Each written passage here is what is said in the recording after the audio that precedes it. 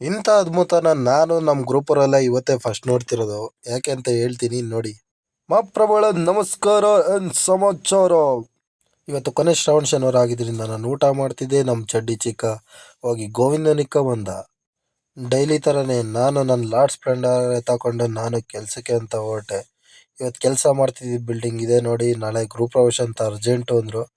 But ನಾಳೆ ಗೃಹಪ್ರವೇಶ ಅಲ್ಲ.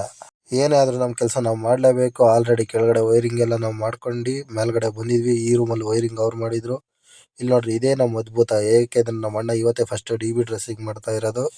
ಯಾರೂ ನೋಡಿಲ್ಲ ನಮ್ಮ ಗ್ರೂಪಲ್ಲಿ ನಮ್ಮ ಅಣ್ಣ ಡಿ ಬಿ ಡ್ರೆಸ್ಸಿಂಗ್ ಮಾಡೋದು. ಅದಕ್ಕೆ ನಾನು ಎಕ್ಸ್ಪೋಸ್ ಮಾಡ್ತಾ ಇದ್ದೀನಿ. ವೈರಿಂಗು ಮಾಡಿದ್ವಿ, ಹಂಗೆ ಸ್ವಿಚ್ಚು ಪ್ಲೇಟು ಎಲ್ಲ ಹಾಕ್ಕೊಂಡು ಒಟ್ಟಿನಲ್ಲಿ 2 ಮನೆನೇ ಇವತ್ತು ಮುಗಿಸಿದ್ವಿ ನೀಟಾಗೆಲ್ಲ ಕಂಪ್ಲೀಟಾಗಿ.